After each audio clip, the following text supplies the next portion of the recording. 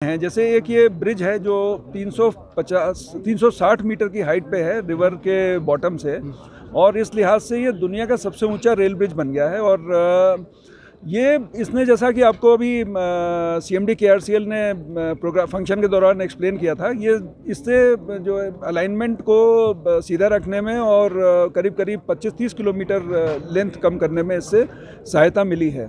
और इस आर्च में विशेषता ये होती है कि सेल्फ सपोर्टिंग स्ट्रक्चर होता है, और इसमें ये जो इसका आज जो पीस लगाया गया है ये सबसे महत्वपूर्ण पीस है। इसके बाद अब हम लोग जो केबल जो लगी दिखाई दे रही हैं आपको, इन केबल्स को अब हम लोग हटाना शुरू कर देंगे। अब ये सारा लोड अपने आप ले लेगा और ये क्लोज्ड स्ट्रक्चर बन जाएगा। इसके बाद अभी इसमें काफ़ी कार्य करना है, जैसे कंक्रीट का काम करना है, डेक बनानी है, वो सब काम करना है, रेलवे लाइन डालनी है।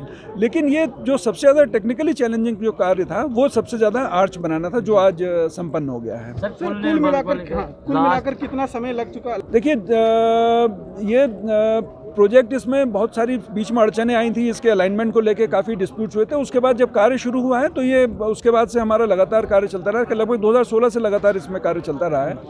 और जहाँ तक इस ब्रिज का संबंध है, ये हमें आशा है कि हम लगभग 1 वर्ष में, अगले साल इसी समय हम लोग इस ब्रिज को कंप्लीट करके इस पर रेलवे लाइन डाल सकेंगे।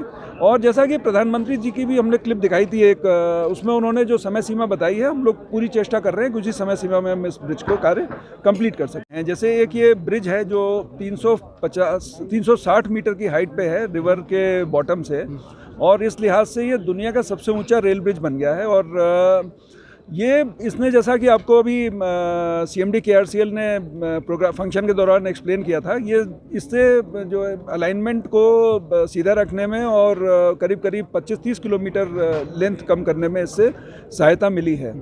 और इस आर्च में विशेषता ये होती है कि सेल्फ सपोर्टिंग स्ट्रक्चर होता है, और इसमें ये जो इसका आज जो पीस लगाया गया है ये सबसे महत्वपूर्ण पीस है। इसके बाद अब हम लोग जो केबल जो लगी दिखाई दे रही हैं आपको, इन केबल्स को अब हम लोग हटाना शुरू कर देंगे। अब ये सारा लोड अपने आप ले लेगा और ये क्लोज्ड स्ट्रक्चर बन जाएगा। इसके बाद अभी इसमें काफ़ी कार्य करना है, जैसे कंक्रीट का काम करना है, डेक बनानी है, वो सब काम करना है, रेलवे लाइन डालनी है। लेकिन ये जो सबसे ज़्यादा टेक्निकली चैलेंजिंग जो कार्य था वो सबसे ज़्यादा आर्च बनाना था, जो आज संपन्न हो गया है। कुल मिलाकर कितना समय लग चुका? देखिए, ये प्रोजेक्ट, इसमें बहुत सारी बीच में अड़चनें आई थी, इसके अलाइनमेंट को लेके काफ़ी डिस्प्यूट्स हुए थे। उसके बाद जब कार्य शुरू हुआ है तो ये उसके बाद से हमारा लगातार कार्य चलता रहा है। लगभग 2016 से लगातार इसमें कार्य चलता रहा है। और जहाँ तक इस ब्रिज का संबंध है, ये हमें आशा है कि हम लगभग 1 वर्ष में, अगले साल इसी समय हम लोग इस ब्रिज को कंप्लीट करके इस पर रेलवे लाइन डाल सकेंगे।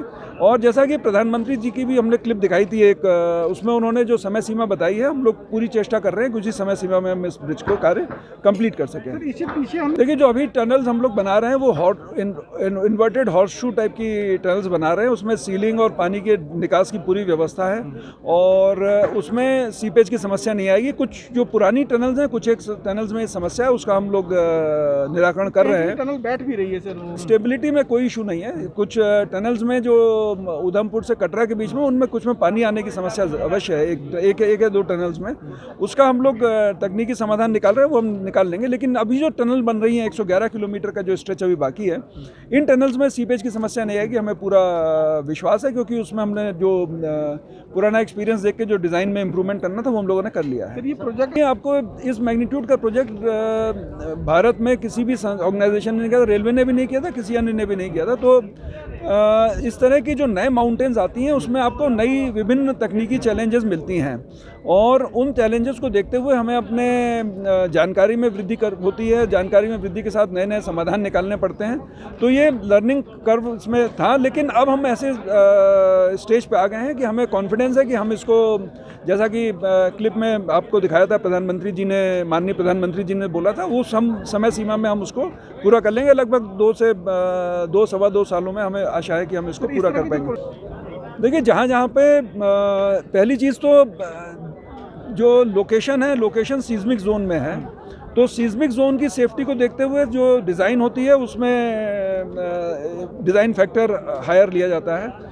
स्टील और दूसरे मटेरियल जो इस्तेमाल होते हैं उसका चयन सेफ्टी पे निर्धारित होता है। और तीसरा, जैसा आपको भी बताया था हम लोगों ने कि इसमें हमने ब्लास्ट लोड को भी डिज़ाइन में लिया है। तो DRDO के साथ हम लोगों ने सहयोग किया था, DRDO से हम लोगों ने असिस्टेंस मांगा था, उन्होंने हम लोगों को ब्लास्ट लोड को कैसे फैक्टर इन करना है वो बताया था और उसके लिए भी हमने इसको फैक्टर इन किया है। उसके अलावा यहाँ पे विंड आपने देखा, यहाँ पे बहुत तेज़ विंड चलती है क्योंकि ये घाटी में स्थित है। तो हाई विंड वेलोसिटी के लिए 266 किलोमीटर पर आवर की विंड वेलोसिटी तक सहन करने की क्षमता है। ये रिक्टर स्केल पे इसका जो स्ट्रॉन्गेस्ट अर्थक्वेक आया है कैटेगरी 5 के हिसाब से, उसमें उसके लिए इसमें क्षमता है।